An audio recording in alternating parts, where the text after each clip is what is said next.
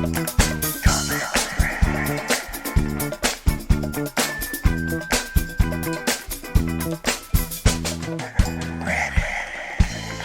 and welcome to Reddit on Reddit, the internet's auditory version of Reddit. I'm Nelson Allingham, joined by Michael Campbell. Oh, that's the first time Michael. This is the first time I've ever done that. Gone full Australian. Michael. Yeah. Look, Nelson, speaking of Australian, we didn't come here to fuck spiders. I did. Oh. Fucking spiders. We got a podcast. Speaking of which, there's like way more spiders around. As soon as the weather gets warmer, so many more spiders. Also, since we bought this house, Yep. severely underestimated the amount of spiders that would be in this house. Yeah. This house, the occupancy level of spiders to humans, Yeah. easily 6 to 1. Yeah, that's not good. Yeah. yeah. Like you've got a cat, I'm sure. It does nothing. Oh, God, rubbish. Yeah. We need spider-killing cats. That's the breed that would sell well in You Australia. need to be able to climb up the wall because we've got beams in our house. Oh, so yeah. they go and live up in the beams, the spiders. So so you need a cat to get up in there. So what you're saying, Cambo, crossbreed cats with spiders. Oh, hey. Kill their own kind. Yeah. Half their own kind. Oh, no. Well, that might be terrifying. I've just realised. What if Megs was also a spider? That's the worst scenario in the Megs world. could get up into the roof. Oh, no. Oh, boy. All right, Cambo. Let's get into it. This first one is by Apprehensive Help 766. It was in the subreddit. Am I the arsehole? Am I the arsehole for not showing up to the restaurant to teach my wife a lesson? Yes. When Go on. I will entertain this. This one baffled me as I was reading through it. Okay, whenever I, 42 male, take my wife, 39 female, out on dates, she just gets to show up looking pretty. I've put the disdain in his voice because I feel like that's important. Yeah. But I have to plan the venue, account for dietary restrictions, decide on the ice cream place after, calculate travel time both ways, as well as accounting for the ice cream place, and a host of other things. Too many to name. In addition to looking pretty. Yeah. He still looks pretty. Yeah, but don't you worry. Well, he still puts the time and effort in, yeah. In short, I have been getting stressed out by planning dates and bearing the mental load. I first heard about the mental load online. And the mental load is an invisible burden that comes about that the other partner doesn't appreciate. And I realized that I've been shouldering the mental load invisibly all alone. The worst part is that my wife will say that she didn't like the place, or she would say that the last time was better, but she doesn't actually do any of the planning. And when I bring this up, she just puts out suggestions like, oh, we should do Italian. But Italian is not an actual restaurant. It's just a vague taxonomy that groups numerous restaurants under one umbrella on the basis of ethnic similarity. I was tired of bearing the mental load and doing all this thankless labor invisibly. He's definitely read an article that, like, he's just using what I think has happened. Yeah. Is there's a thing on the internet, but a lot of it's on like YouTube and Twitch. Yeah. Called the manosphere. Oh no. Which is something that people start to get sucked down. Yeah. That eventually, I seems all roads lead to Andrew Tate eventually. Yeah. In the manosphere. I think so. Yeah. And it just seems like he's started down that path. Yeah. And it's a slippery slope. Yeah. It starts with reading an article on the mental load. It's a slippery slope, but to be clear, before you get to the slippery slope, there are so many signs telling you the slippery slope is coming up. Stop, turn back. That most people go, oh, this looks dangerous, and they never go to it. Yeah. Anyway, I was tired of bearing the mental load and doing all this thankless labor invisibly. And on top of that, being forced to dress nice, but only being noticed for my appearance. As in, my wife would say I look shabby if I wore a collared shirt, despite her not noticing the mental load I was actually carrying. She would say he looks shabby if he wore a collared. Yeah, surely that means wasn't. No, maybe he has to dress to the nines. Come in with a tux. He's like, good. Now you look pretty. So I hatched a plan. I told my wife that we would drive there separately, since I was going to take a bit longer to get ready, since I had to take a nap. She said that she'll... Like, isn't that so weird? Anyway, she said that she'll go ahead first and hold the table for the reservation that I had already made and planned for by myself. But my actual plan was to ditch the date to leave her hanging, thereby showing her that I have been feeling underappreciated and left alone to handle the massive mental load. Couldn't be clearer than that. 2 hours and 10 minutes. Did he say couldn't? No, be I clearer? said. He was thinking it, though. 2 hours and 10 missed calls later, my wife came back. I tried to talk to her to explain that the intention was not to hurt her. And then I started to talk about the mental load, but throughout it all, I could tell she wasn't listening. And when I told her that I felt hurt, that she was invalidating me, she just put on earbuds and proceeded to ignore me by listening to music. I was worried that maybe she's mad at me at what I did, but she didn't grasp the overall context of the situation. I've got a radical suggestion. Yep. You know that last bit? Yeah. Where he says she's come home, she wouldn't talk to him, so he wanted to have a conversation about this mental load and what it means. I would have done that before I resorted to booking a restaurant and making her wait alone. Yeah, he's done that in like the wrong reverse order. order. Yeah. This is... I feel like I get this with a lot of like movies and TV shows and stuff now, where sometimes you get this relationship drama where you're like, you should probably just talk. Yeah. Because all of this he's going through sounds like he's like, well, she obviously knows this and is ignoring it. Yeah. She's well aware of their mental load that I'm invisibly bearing. Yeah. And look, mental load is a thing, right? Like people in relationships do have mental loads. But this guy doesn't have mental load. There's no way in the world that this guy has mental load. But I think what's happened his problems were like, oh, I have to account for dietary restrictions. I have to decide on the ice cream afterwards. It's so not an issue. Travel from the restaurant to the ice cream. Oh my God, what a nightmare that is. Who plans a route? Yeah. Calculates travel time. But like with mental load, right? Like I'm always conscious of this with Stacey, right? Stacey does most of the cooking, and that mental load, she needs to think of meals to have throughout the week that are different but healthy and all of that kind of stuff. And the idea that I think this guy has heard that phrase and then retroactively applied it to anything he has to do. Yeah. But at the same time is implying his wife has no mental load. Yeah. In their whole relationship. Yeah, that's right. Because he's organizing date nights. Yeah. But is he organizing like all of the bills to be paid for the house? I don't know whether they have kids or not, but like, is he organizing? Yeah. There's so much. Yeah. That a date night in the mental load pyramid Yeah. is not a structural beam. Yeah. I mean, pyramids don't have structural beams, but you understand what I'm saying. My metaphor got mixed up. Yeah. Canberra, as far as we know, they do. No one And I'm has saying as far ever as been inside. I'm saying as far as we know, not like the world, like other people know. You and I, we can confirm, have never been. So as far as we know, We don't know. And you know what? As far as some of you know as well, all right? I'm reading between the lines here. But I'm guessing. I just read what he said. Don't even read between the lines. Don't think you even need to go subtext. No, I'd like to guess on what this guy's life is like. And he is they don't have any kids. Because you can't go on date nights all the time if you got kids, right? And he's a stay-at-home partner. Yeah. I had that vibe as well. Yeah. And his one responsibility is date night. And now, Glenn, remember, we just need to do one date night a week or a month or whatever it is. Yeah. Don't I'm hitting here all day playing video games. That's not easy. All right, there's a lot of mental load to be bared when I die consistently. Yeah. I'm holding this place up like a beam in a pyramid for all I know.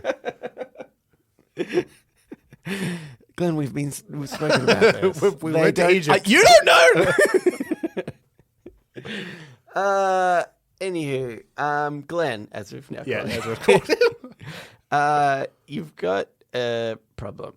But I think the only way to solve it is to continue to set up date nights and ghost your wife until the situation resolves itself, until she works it out. I've just realized that his username is apprehensive help. Yeah. Which I think actually says quite a lot about the way that, can you give us a hand of dishes? Fine. Yeah, that's true. It also means that he's coming into. I mean, is it a throwaway one meant to be? I don't know. I was wondering if it was meant to be a throwaway one, and he's apprehensive about getting help from. Am I there? Maybe. Yeah, I don't know if it is though, because then it's like. But then that's kind of funny too, because he's like, "Yeah, I don't want to put this online in case I'm wrong." Yeah, is what I feel like.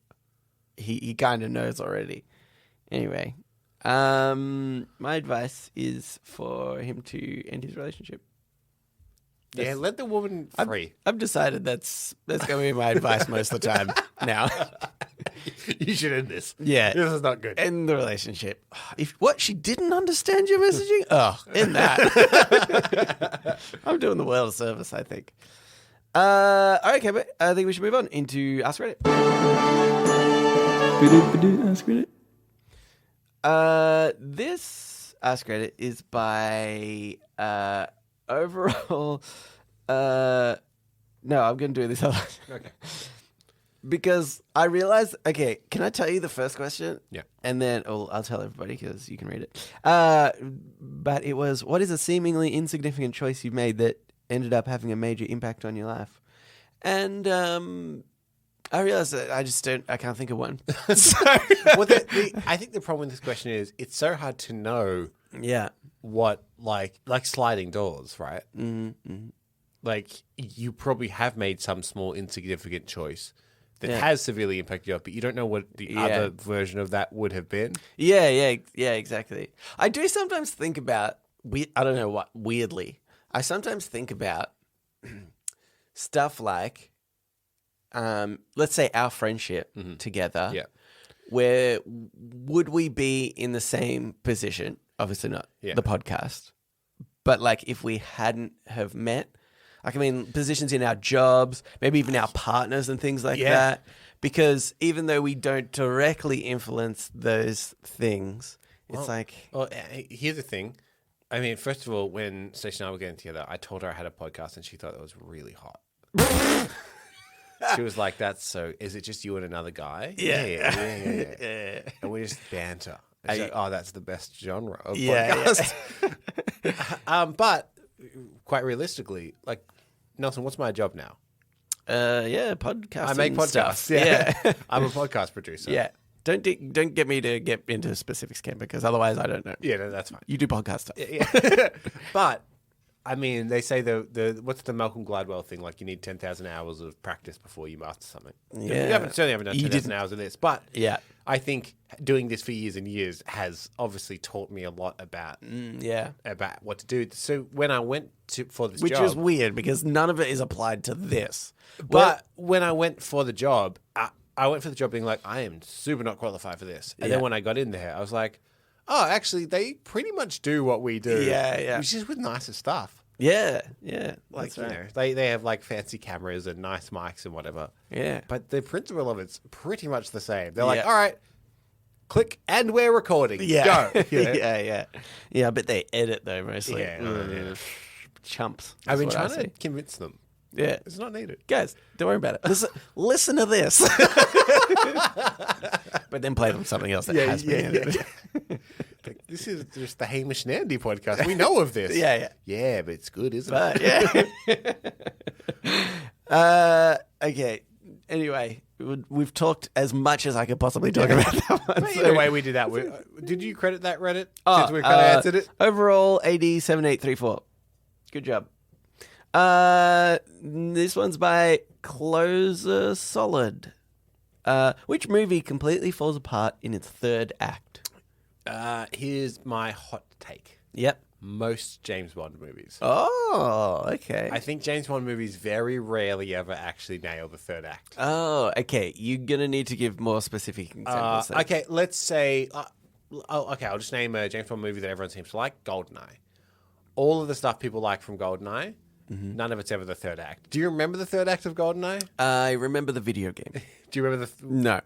It's like a fist fight on a satellite. Oh, okay. Like on a big satellite dish. Oh, okay. Yeah, But yeah. no one ever remembers that. They remember the jumping off the dam. They remember the plane almost going down. They remember him going down the street in the tank. Yeah. The James Bond movies, in my opinion, the third act's always the worst part of a James Bond movie. Oh, okay. Or at least like the least memorable part.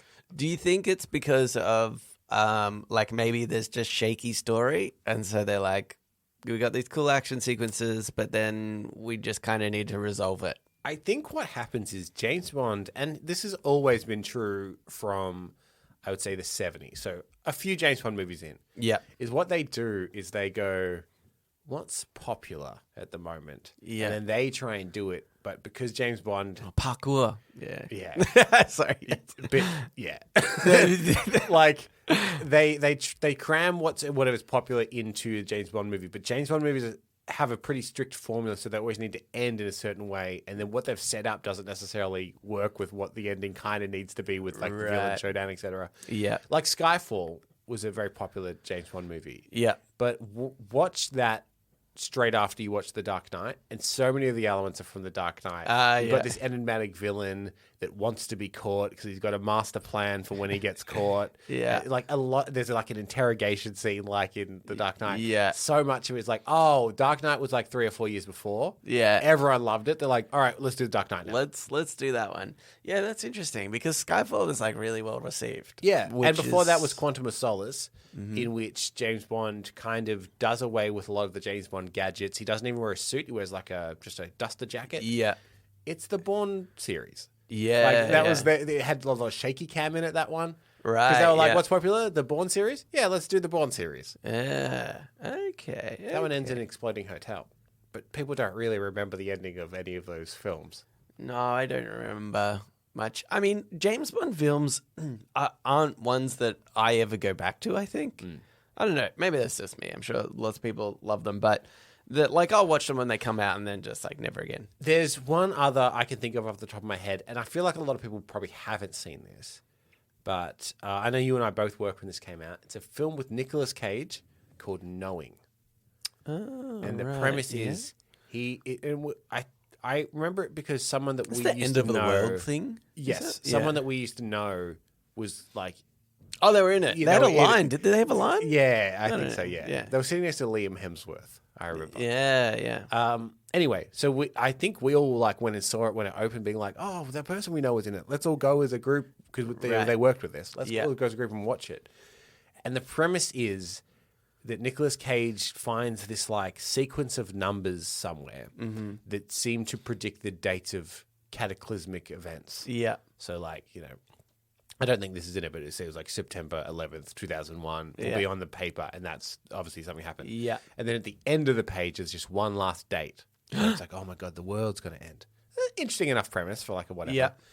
The third act of that movie, an alien spaceship comes down. And gives them a new piece of paper with No, more dates. That'd be so good. They take the young children of Nicolas Cage, and then they take What, them his- to his kids? His kids. Okay, yeah. They take them to a new planet, and then it ends with this kind of shot of like a Garden of Eden style What? planet where the kids are like playing with little rabbits, indicating like, oh, now the human race is being reset on this planet. But nothing in that movie, Nelson, ever indicated that this would be. There's is never a hint of wild. extraterrestrial interference to the Yeah. whole movie. Yeah. This is like Indiana Jones and the Crystal Skull. But at least you know what? From the get go, they're like crystal skull of an alien or something. Like, Yeah, It yeah. was indicated that there was something. Okay, yeah. this one yeah. is purely out of nowhere. A UFO comes down. Yeah, yeah. That was like they definitely had a good premise to start with, and then was like, oh, but we don't really have a good ending. We just got a good idea, but like I guess aliens. Is Yeah, that yeah. the How do we get out of this? That was going to be mine actually in a similar sense, which is mine is in time.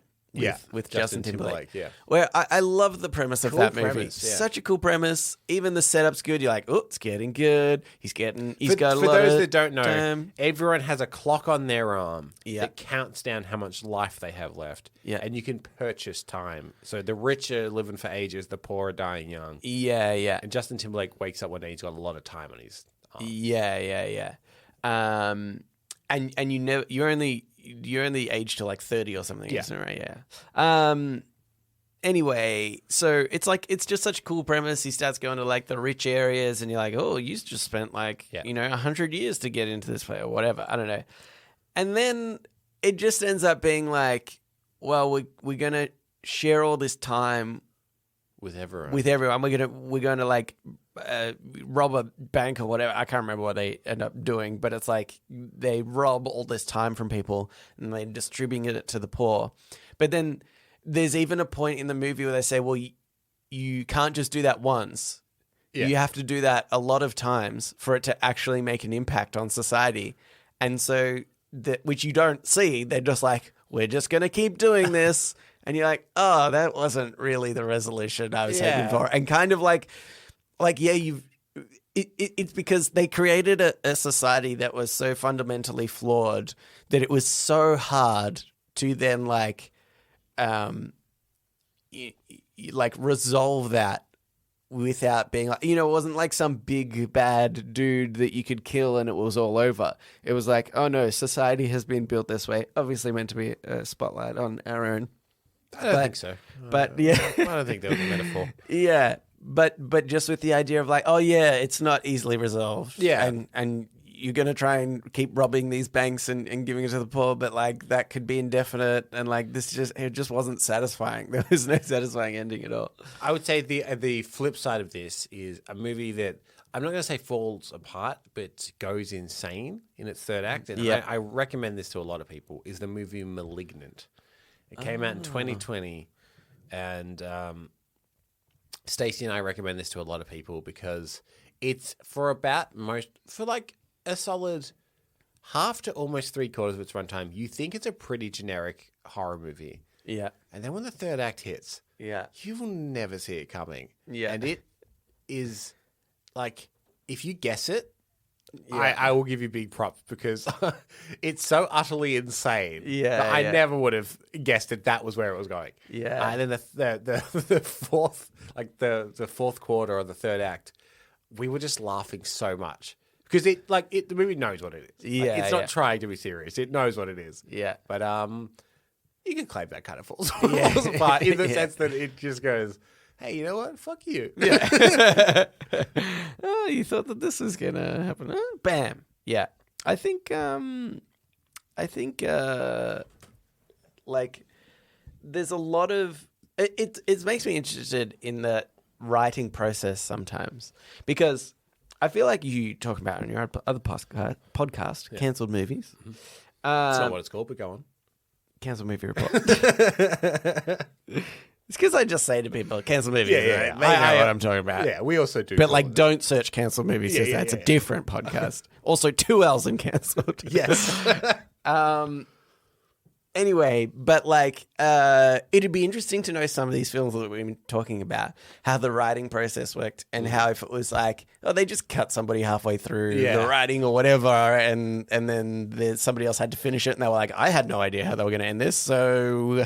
And some of the things we always discover in that is there's sometimes an element in a film that you're like, that was really weird, and then you realize it's been in like 6 drafts of films. Yeah, that one moment. Yeah. So someone's obviously been like, I love that moment. Put it in your draft. Yeah. To the point where like in draft 1, it makes sense. Yeah. By the time you get to draft 10 with a different writer. Yeah. I would say the example is Superman snapping someone's neck in Man of Steel. Feels really out of place. Yeah, right. But we have read quite a few cancelled DC projects with neck snaps in them. Really? Like, that's so weird. It's so specific. Yeah. But someone clearly was like, I want the hero to snap someone's neck. Yeah, that's crazy. Yeah. Do you know what one I always remember, and you'll know the story better because you told it to me, is in the Wild West, mm-hmm. where they have the mechanical spider. The giant spider, yeah. Where that was just somebody else's. Yeah, that was there was a producer, yeah. And he had been trying to get a giant spider into movies for years. His name's John Peters. Yeah.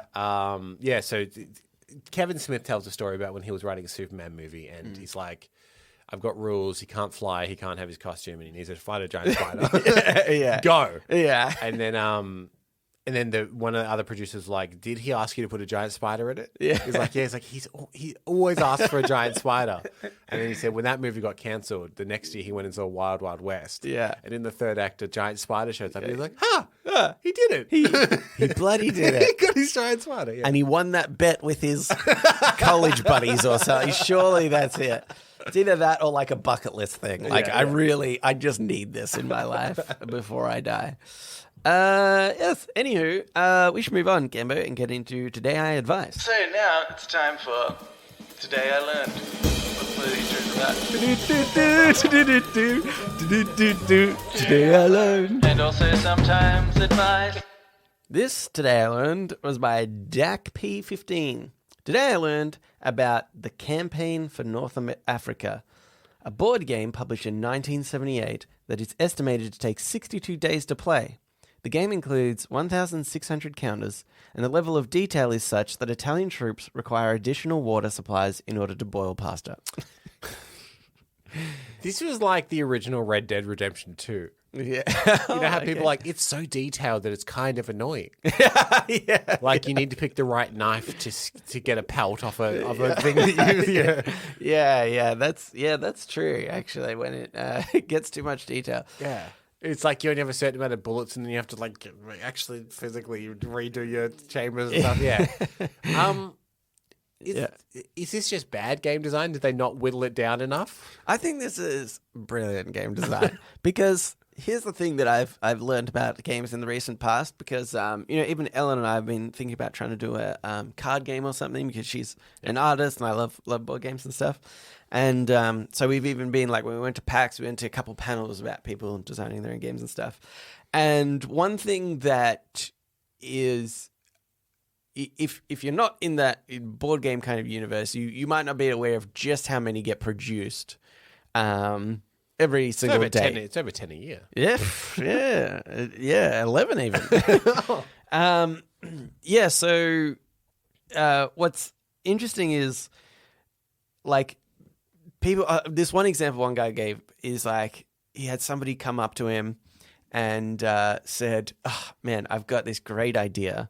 It's a coffee game. Everybody loves coffee. It's going to be a coffee game, a little card game." And he's like, "Okay, cool." And then a few years later, he had some other person come up to him and be like, "I've got this great idea. It's a coffee game. Never been done. It's just, how cool would that be?" And then he said, like going to a board game store, he's like, saw several different games that are based on coffee, where it's just like the original idea that you think you have of a board game has actually already been done.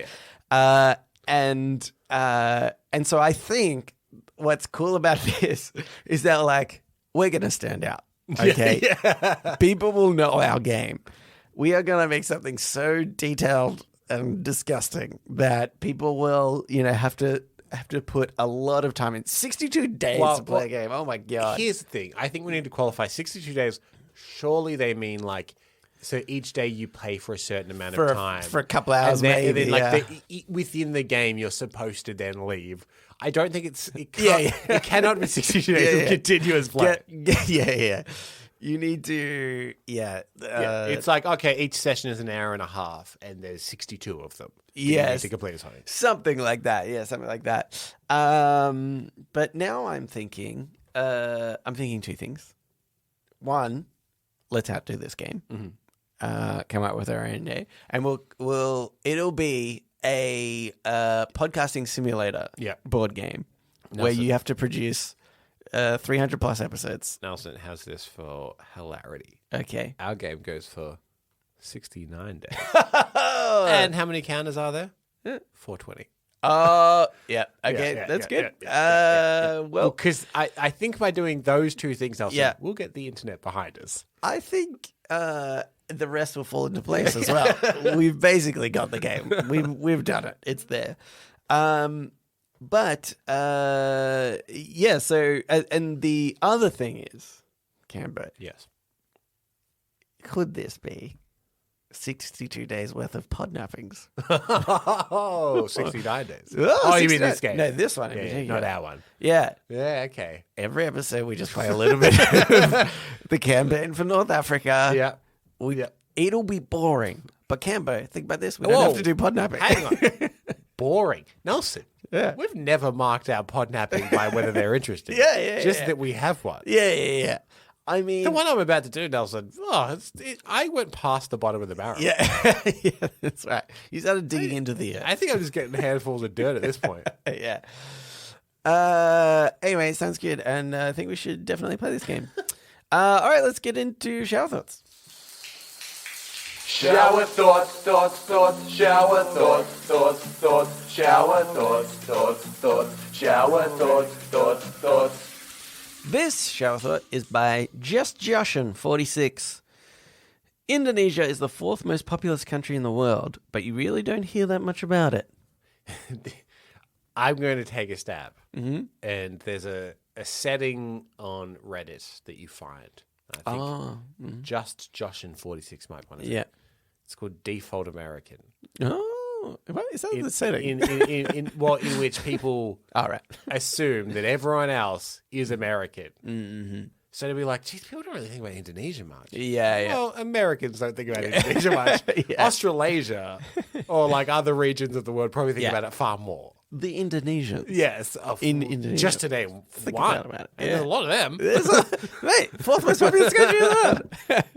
No, I do But sort of think, like, in terms if you of word think about... events. Yeah. I think if you think about what events, you've got Russia, you've got China, you've got India. Even I would say is talked about more often. And but I reckon that Indonesia, for its size, let's say, is talked about a lot less. And I think that's really interesting. And I think that they are like. I mean, I don't even think I know. Like economically, they're doing extremely well too, and they will. I reckon one day, all of a sudden, Indonesia will be far more in our zeitgeist than what is it currently. Yeah. I feel like When they start invading other countries, because that's how you get yourself known. it worked for Germany. Yeah. A little scrappy Germany. And Putin was feeling a little lonely recently, actually, so he was like, "Oh, I'll just invade somewhere." Yeah, I feel like for years and years, China was seen as not as big a superpower as they are now. Yeah. But They're creeping slowly but surely. Yeah. Oh, yeah, they're well and truly there now. How many nukes does Indonesia have? That's what I want to know, Cambo. I bet you it's more than anyone combined. Let's start spreading that rumor. Yes, but perhaps we should all speak Indonesian now. Oh, yeah, that's a good shout. If you're young and want to learn a second language, get ahead of the curve. Yeah. Start with Indonesian because it seems they're the 4th most populous country. Yeah. Statistically. Yeah. You will probably meet people that can talk that language with you. Yeah. Exactly. Is it one of those countries though where they they'll also just speak heaps of English? Probably. I'm I not feel like sure. everywhere kind of does, doesn't it? Yeah. It's depressing. Okay, here's another one. This is by OTM Shanks 55. It's sad that we made the most comfortable type of clothes, but we only wear them when we're asleep. The only person that can control this is you. That's what I'm going to say. Yeah. You can wear some comfy clothes. I would also say, obviously, pajamas are very comfortable, but clothes also have function. Yeah. Mm-hmm. So I think surely everyone's had this experience before where you've been a little bit lazy and maybe you're still in your pajamas, but you go down to the shops. Mm-hmm. And every now and then, if that happens, I'll be at the shops and I'll be like, I'm kind of cold. Yeah. You're like, I guess jeans are thicker, aren't they? Like Yeah. they're better at warming you. And like, I didn't really have a jacket on or anything. Yeah. So it's like they're comfortable with the function of them. Okay. Is not where it needs to be. But what we haven't developed really is like a pajama-esque clothes that can also be worn out, I think. Mm-hmm. I reckon there's a happy medium that we haven't found yet. Yeah. I don't think. It's like when Oodies came along and people were like, oh my God, this is the most comfortable thing ever. And it was like, why hadn't that existed? We need the equivalent of like I think pants with pants, Lululemon is close. Oh, okay. They look fair. Like they still kind of look like sportswear, but they're very comfortable. But they're also like kind of style. I think if you wore a pair of Lululemon pants out, people wouldn't necessarily be like, oh my God, look at them. Yeah. But the problem with that is the cost. Yeah, that's annoying. Yeah. Just steal them. Yeah, it's like $100 for a pair of pants. Yeah, steal them. Yeah, there you go. We found the solution. Yeah. This is my cost of living solution. Yeah. Our cost of living is very reasonable. Yeah. I barely pay for anything. All right, Gambo, let's get into podnapping. Oh my God, I'm being podnapped! Podnapping.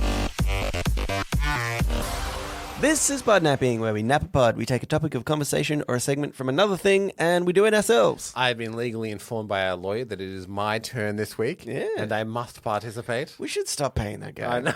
It's so much just to keep track of whose podnapping is.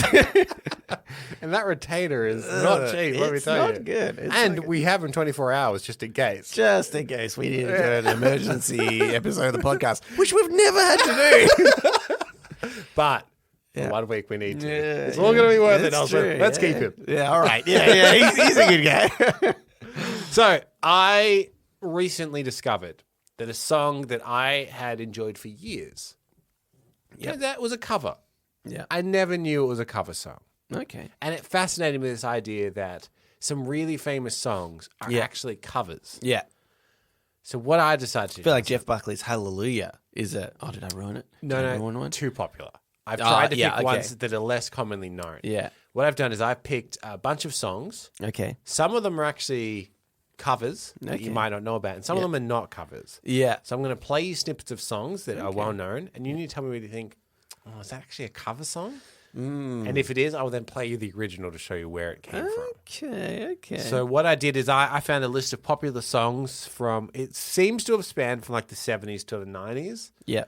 And then I've gone through and then I've found out which of those are actually covers as well. Okay. So I didn't want any of my musical taste or bias to come in. Yeah. So yes, these are all just kind of popular songs from a couple of decades.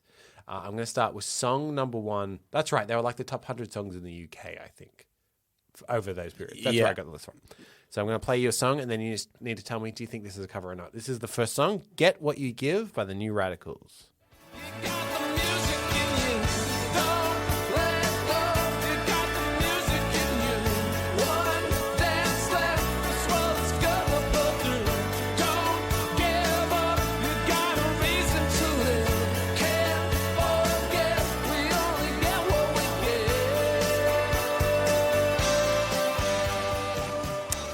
Familiar with the song, obviously? Yes. Very familiar with the song. This I'm gonna hate this podnapping because every single one I want to say is the original. And I will say New Radicals are a one-hit wonder. Yeah. It's the only song that they put out that was a That hit. But did makes they it write? worse. Did they write that hit? Yeah. Yeah, I'm gonna say it's an original. It is original. Oh my god! Oh my god! Yeah. Imagine if you're a one-hit wonder and it was a just cover. somebody else's song. That's It happens. yeah. This is the next song. This is Torn by Natalie Imbruglia. Okay. There's nothing where he used to lie. Conversation has run dry. That's what's going on. Nothing's fine, I'm torn. I'm all out of faith. This is how I feel. I'm cold and I am shamed. Lying naked on the floor. Illusion never changed into something real. I'm wide awake and I can see the perfect sky is torn. You're a little late.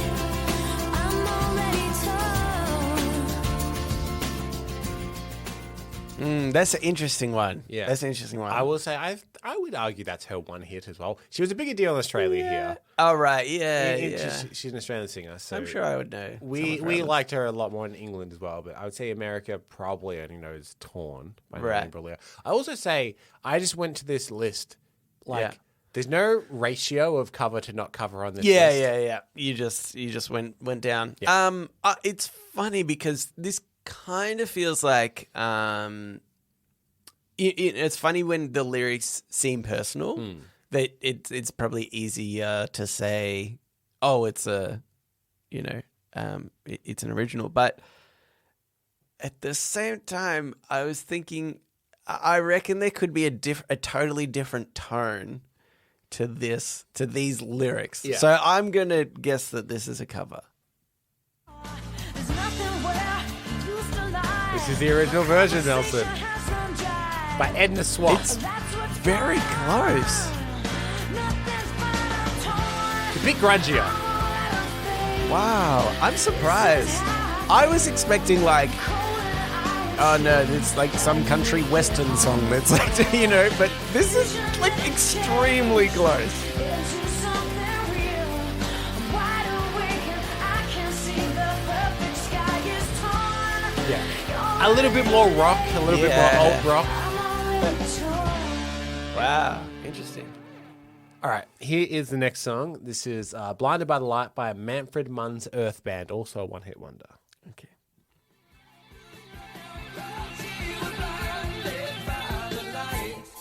Wrapped up like a deuce into the runner in the night, blinded by the light. Wrapped up like a deuce into the runner in the night, blinded by the light. Wrapped up like a deuce into the runner in the night. There you go. Again, yeah, When- one-hit wonder band from the mid-70s. Mid-70s, you say. They talk about a douche. Yep. I'm gonna say original. I'd like to introduce you to Mr. Bruce Springsteen. Oh.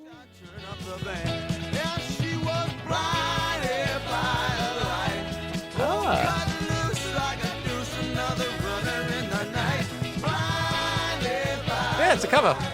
That is so crazy. Yeah, that's a really, really early Bruce Springsteen song from his very first album. Right. So it never became a hit or anything. Yeah. But Manfred Mann's Earth Band, their big hit was a cover of Bruce Springsteen's Blinded by the Light. What the? It's crazy to me that people can be successful. I have a one-hit wonder. If you Bing Blinded by the Light, it Yeah. says Manfred Mann's Earth Band. yeah, And that's just like by like, yeah. And obviously, if you look into any further, it says, "Oh, it's actually based off the song by." But Yeah. like, it's to a point now where everyone just accepts that's their song. yeah. Well, interesting. Here's the next song. This is "Goodbye Yellow Brick Road" by Elton John.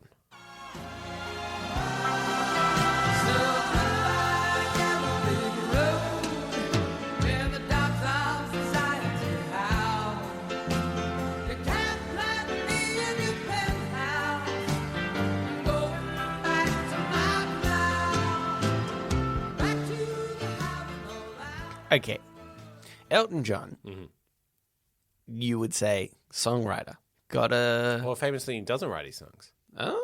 There's a songwriting partner that writes all these songs. Oh, right. Well, then is by default Canberra. No. You would think that it would be an original, but then I would also not be surprised if just like got another one.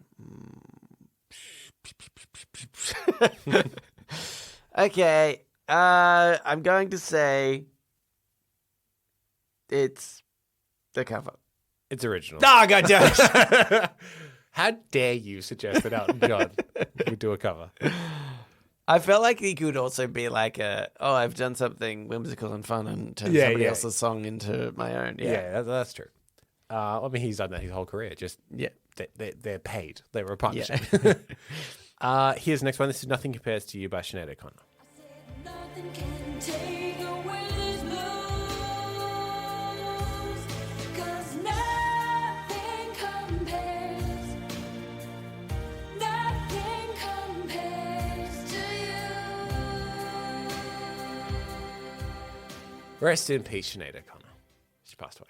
I'm going to say it would be rude if she hadn't.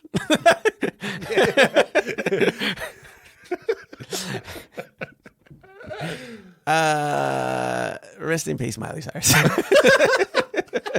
She just looks fine. Yeah. She looks fine. Yeah. I'm going to say cover.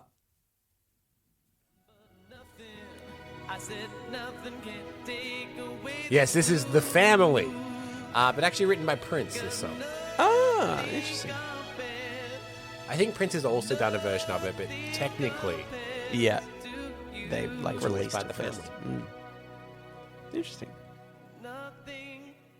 Yeah, it's pretty and all, but it's just Yeah. that yeah. Sinead O'Connor vocal. Yeah. Yeah, I don't think you can beat it. His next song is Don't Look Back in Anger by the Oasis.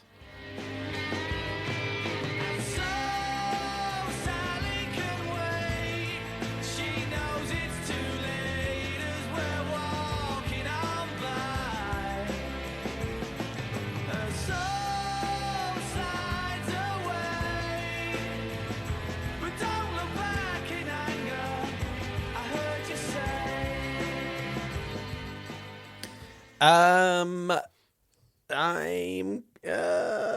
gonna say original. It is original. Ah, yeah, that's good. But in a way, isn't their whole career a cover of the Beatles? Oh, well, no, you just said it was original.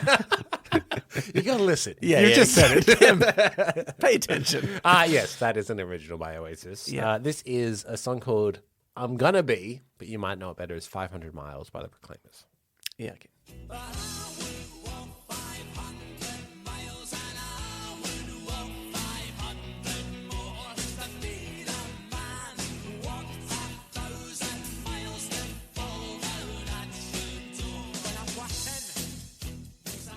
Arguable, this one.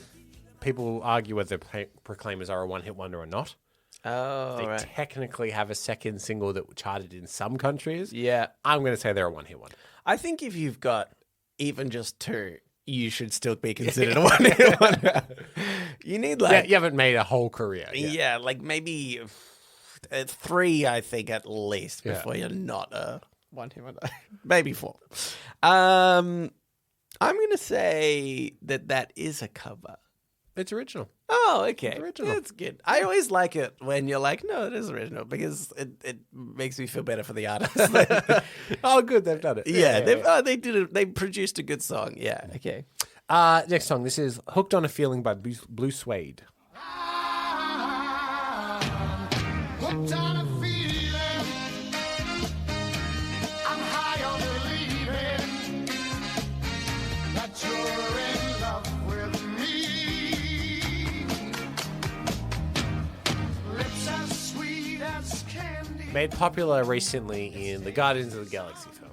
Oh, One of yes, the true. Pretty cool songs. Yeah. Yeah. Oh God. Ooh, give it.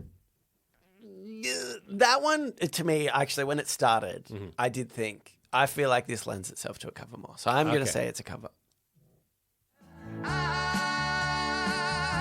I'm hooked on a feeling. Yes, this Yeah. is a cover of B.J. Thomas. Yeah. Funnily enough, the iconic parts of the Blue Suede version are not in this. So, for example, Ooga Chugga, Ooga Ooga Ooga yeah, Chugga yeah. is not in the original. Yeah. And the first bit of the chorus, the Yeah. he just does in one note. Yeah. Yeah. It's interesting. Yeah, interesting. Yeah, like I think Blue Suede at least made it pretty. Like Ton Yeah. is pretty similar. Yeah. Yeah. Next song is "Girls Just Want to Have Fun" by Cyndi Lauper. Oh, Daddy D, you know you're still number one, but girls, they wanna have fun. Oh, girls just wanna have, that's all they really want. Some fun. When the work and day is done, oh, girls, they wanna have fun. Oh, girls just wanna have. Yes, 80s pop sensation Cyndi Lauper. Girls Just Want to Have Fun. Boy. It kind of depends on the person as well, right? Like, are they known for writing music or something or not? I'm tempted to say that's also a cover. A cover. Yeah.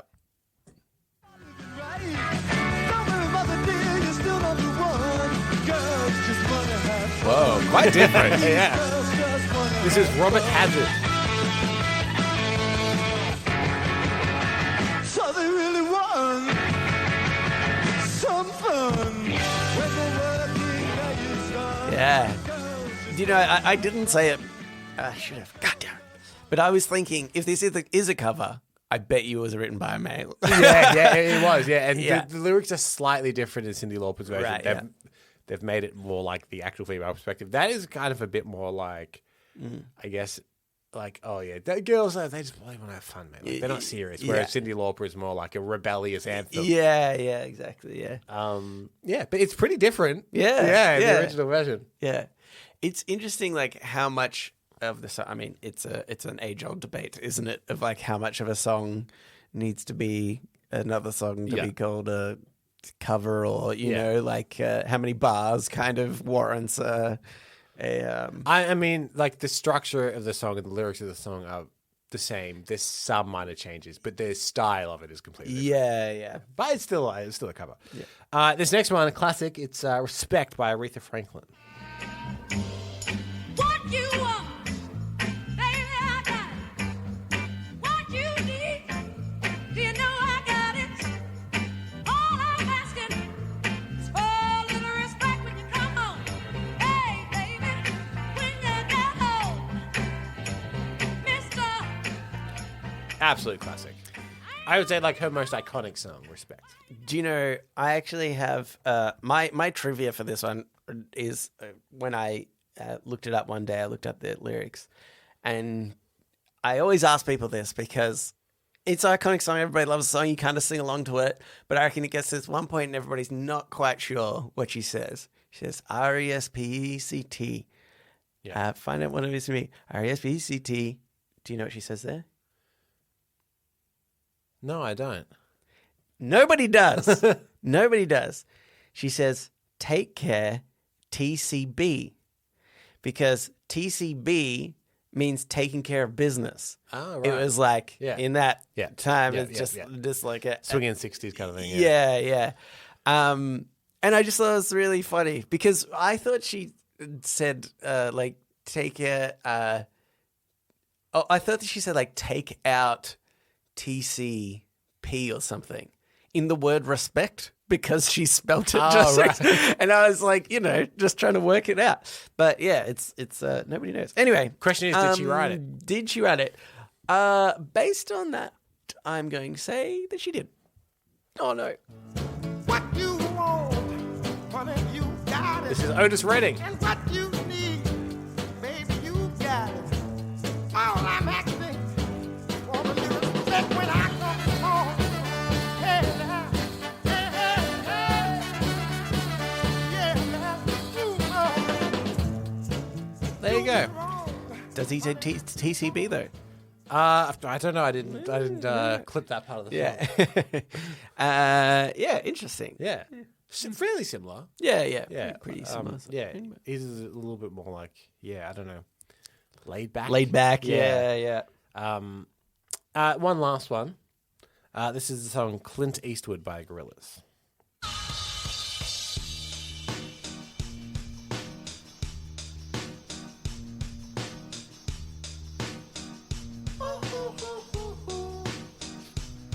I ain't happy. I'm feeling glad I got sunshine in a bag. I'm useless, but not for long. The future is coming on. I ain't happy. I'm feeling glad I got sunshine in a bag. I want to say cover, and it's going to be embarrassing to say this if it's not, but I feel like there's a version in my head that I know that better than that. Mm-hmm. If it's not a cover, then I've just lied to myself. Yeah. Well, you're a big liar. That is original song by Gorillaz. Okay. Well, that's so funny. only reason I bring this up is because there's something about it I think is very funny. Yeah. So I wanted to play it. Okay. Damon Albarn, I think his name is, the guy that created Gorillaz. Yeah. In an interview once, he was showing Zane Lowe around, and he pulls out a little MIDI keyboard. Yeah. And he shows him the first preset on the MIDI keyboard, and I've got the audio from it here. Yeah. The Rock 1 preset.